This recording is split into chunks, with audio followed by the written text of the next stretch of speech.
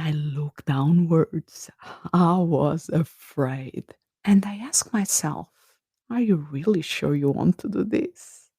I understood the fear as self preservation. I managed to rationalize it and I jumped. Unlock possibilities by changing your mindset.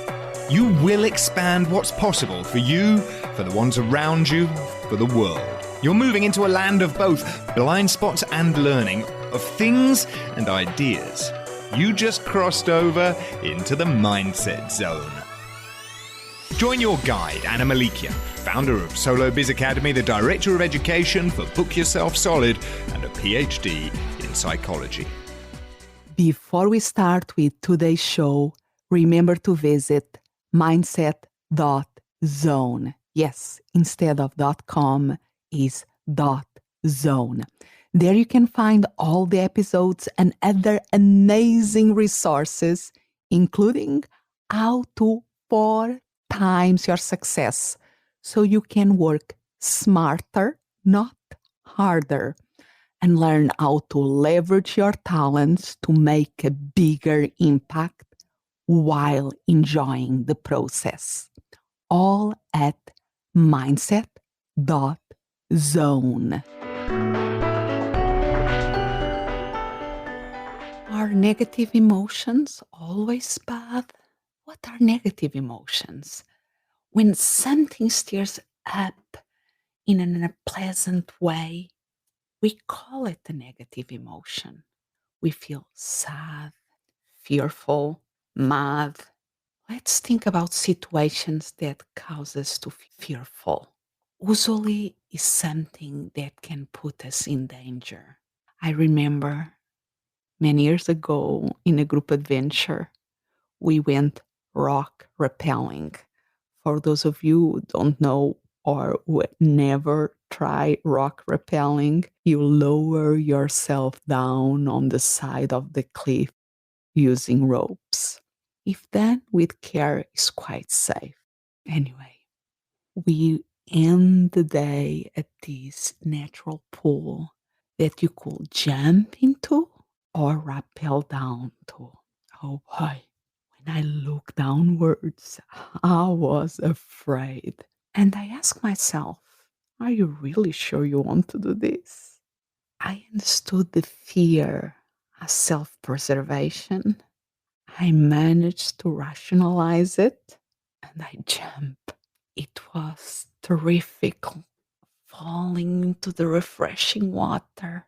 What a contrast between the fear and the joy, a radical emotional shift within seconds. Now let's consider a more common situation. If we are crossing a road and we suddenly notice a car coming fast, we quickly react out of fear of being run over and bring ourselves to the safety of the sidewalk. We feel our hearts beating fast. We realize how close we have come to danger.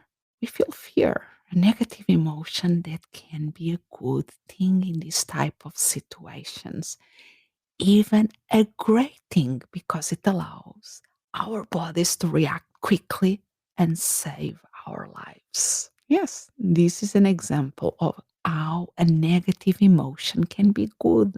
Fear is there to protect us from danger. The capacity of experience that emotion is there because it helped our ancestors to survive dangers. Negative emotions only become bad when we don't let them go, when we stay stuck in the negative emotions in that state. For instance, remaining all day long thinking about what could have been. Holding on to this kind of negativity is detrimental to us mentally and physically because we keep in that state of eye activation going without allowing our bodies to recover and relax. Consider another situation. Did you ever witness a kid being accused of something they didn't do? something they consider an unjust accusation, oh, they can get mad. Even if an angry outburst, screaming, crying, kicking, definitely not a pleasurable experience for anyone involved. Anger has that characteristic of energize us to fight. For instance, if we witness someone we love, or even a stranger, being mistreated, we feel our heart racing and we get in action mode to do something about it. In this case, anger can be a good thing. Of course, there are many occasions where anger can lead to awful consequences, such as violence, injury, and harm. But this happens not because of the emotion itself.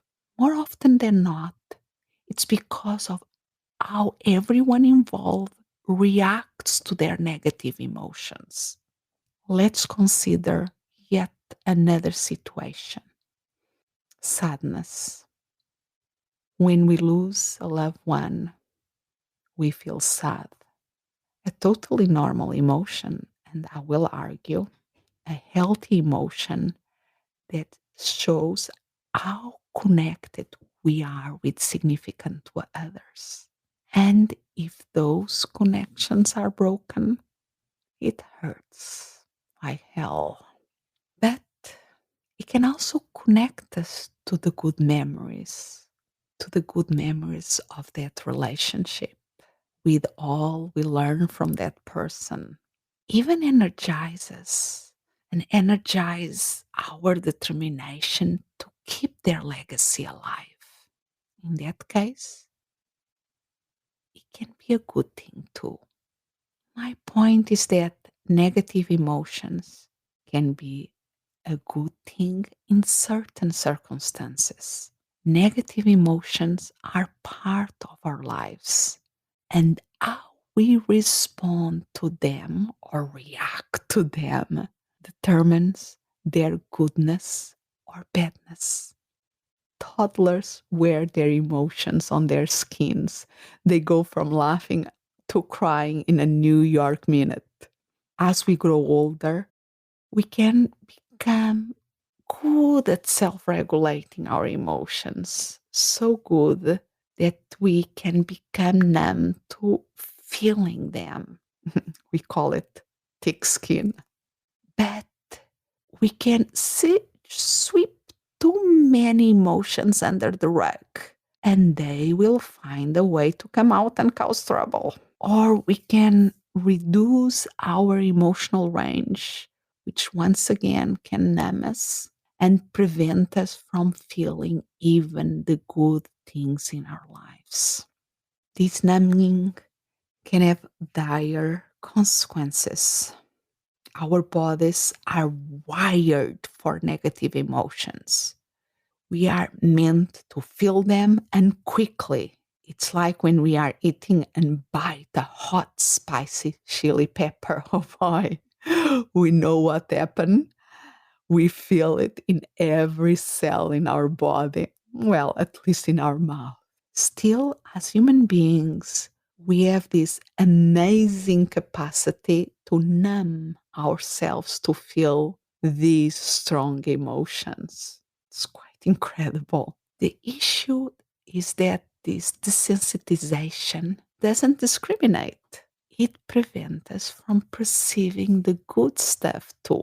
By nature, positive emotions are more subtle, like a nice meal with friends that we truly enjoy but aren't totally aware of the bliss.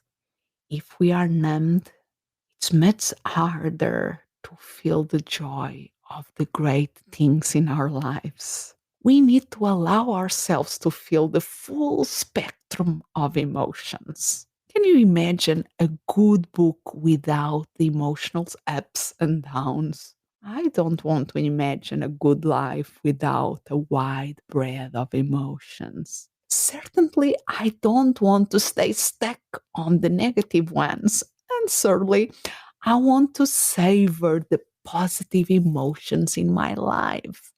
I want to be aware of my feelings. I want to be able to empathize with others. And I want to regulate my emotional state to choose my responses instead of just reacting to my emotions. And what's more, I aspire to constructively manage all the feelings involved in my interpersonal relationships, learning to embrace the full range of my emotions is a process, a journey of learning. I will fall, I will get up again and again. And hopefully, like when I jump into the pool in the river and allowed myself to embrace the fear, I will be rewarded by feeling stronger, freer, and more alive. Thank you for listening. And remember to visit mindset.zone. Yes, instead of .com is .zone. There you can find all the episodes and other amazing resources. As always, I'm so grateful that you have crossed over into the mindset zone.